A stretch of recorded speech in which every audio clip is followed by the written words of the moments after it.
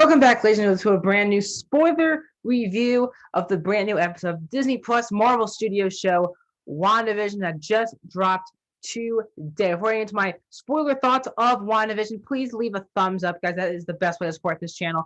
Also, please, if you're new to the channel, if you movie reviews, TV show reviews, streaming platform reviews, and movie rankings, if you're into any one of those things, please hit that subscribe button and ring that bell for 2 more reviews, by the way, coming today. Also, please comment down. Let's have a fun discussion about this episode, spoiler fashion, in the comment section down below. Were you shocked for that big reveal at the end of this episode? Tell me all those big things in the comment section down below. Without further ado, let's get into the episode. So again, this is one more warning. If you didn't see the header here, this is a spoiler review of WandaVision. If you've not seen this past episode, I would highly recommend watch the episode and then come watch this review here. I've done reviews for all 4 of the episodes as well before this one as well. So let's get into the review. I really love this episode. We go into the 80s, which we thought we were going to get last week, but this is the first episode where we go back and forth between the sitcom and the real world with Sword and Jimmy Woo and Darcy and Monica. We pretty much go back and forth between Wanda and Vision and them the entire episode. We start off in the 80s, and we kind of see we saw a little bit of the promo, seeing that Catherine Hahn's character just shows up and wants to restart. It felt very off the bat. And each episode kind of adds to Vision feeling like he doesn't know what is going on. We'll get to him in a second. And this was kind of the beginning of that, because Catherine Hahn's like, let's reset, because we're in a sitcom. But Wanda and Vision had no idea why she would say that in this scene right behind me. But it was very well done, just like in the promo it showed. And Vision and Wanda were having a conversation, and Vision kept saying, how does she know about everything that's happening at the same time as us? And it made a lot of sense.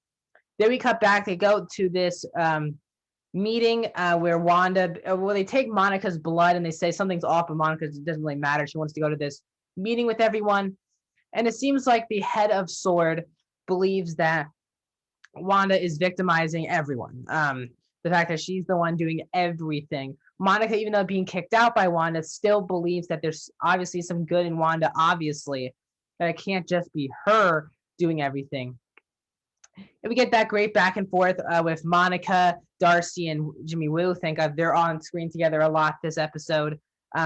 They are talking about a plan to infiltrate the world again, and they figure out that they have to use an 80s, something that can't change, because Monica shoots her dress that was from, I think, the 70s, and that was basically deflecting everything. It was really, really interesting seeing that scene happen. They brought up Captain Marvel. Did not look like Monica was happy with the fact that Captain Marvel was brought up. Maybe because they haven't interacted since something happened big that we maybe did see in Captain Marvel, or maybe we didn't see in Captain Marvel. Very interesting to see if that also pays off very, very, very soon. But she took that very personally, but they move on, and then they had to use an 80s drone, basically, to infiltrate the world, and they do. And also, while this is happening before this, the kids age more, I think from babies to, I think, like 5 or 7-year-olds, and they go up to 10-year-olds this episode because of them wanting to take care of this dog that they named Sparky, which is from the Vision comics, which I thought was a very nice touch as well in here. And as we continue, as I said, the drone infiltrates, and Monica's trying to talk to Wanda as she's saying the drone's really in Wanda's face. But the head of S.H.I.E.L.D. Hayward says to pull the trigger. And Monica does not know that the drones have guns or something in them that could shoot at her. And they shoot. We see the black screen. Obviously, Wanda doesn't get killed by that. Wanda goes out of Westview for the first time in the show, and she drops it off, and it felt very threatening. At the same time, we also find out early in the episode that it was Wanda who, 9 days before the events of WandaVision, goes off and gets Vision's corpse from Sword headquarters.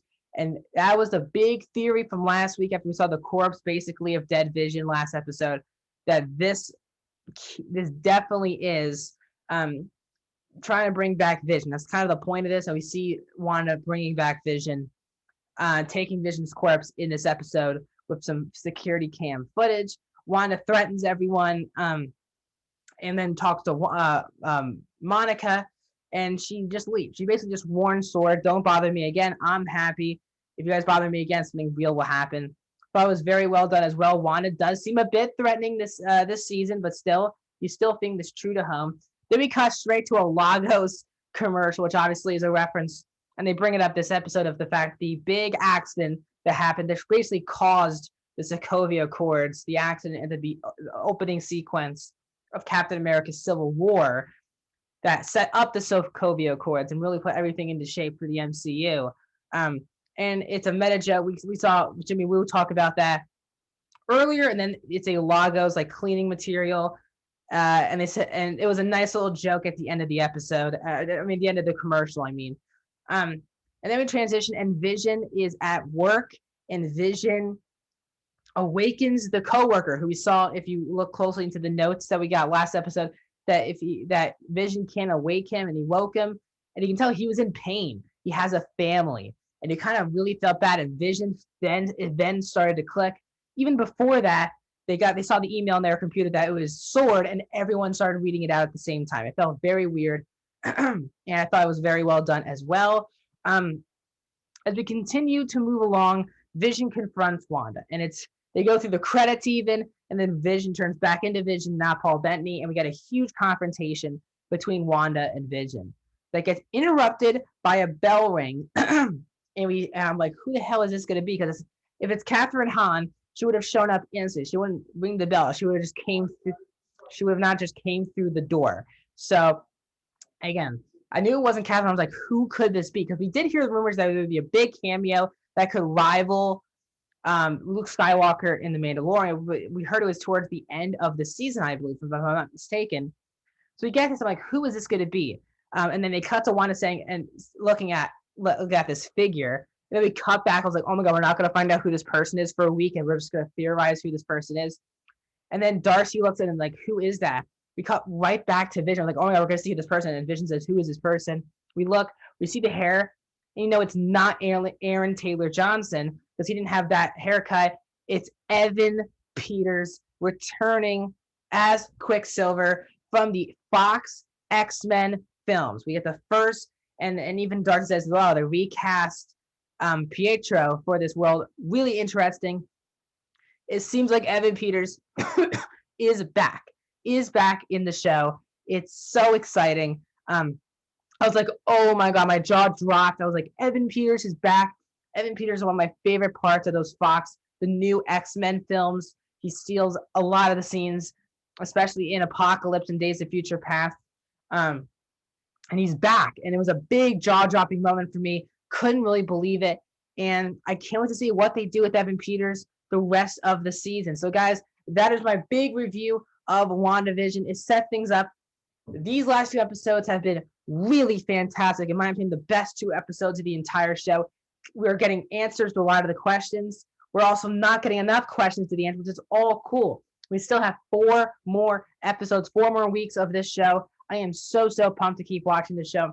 Before I go, guys, please hit that subscribe button, ring that bell for notifications, like this video, comment, share, and I'll be here, guys. If you're new to the channel, I have the reviews for the first 4 episodes as well. I'll leave that link in my TV show clip here right next to my head. Click on that if you want my other 4 spoiler reviews of WandaVision. And don't forget, every Friday, I'll be back here doing my spoiler reviews of the next 4 weeks of WandaVision. By the way, guys, 2 more reviews coming out today. One is Malcolm and Marie, and one's a Prime Video original film of Owen Wilson and Salma Hayek. So stay tuned for those reviews.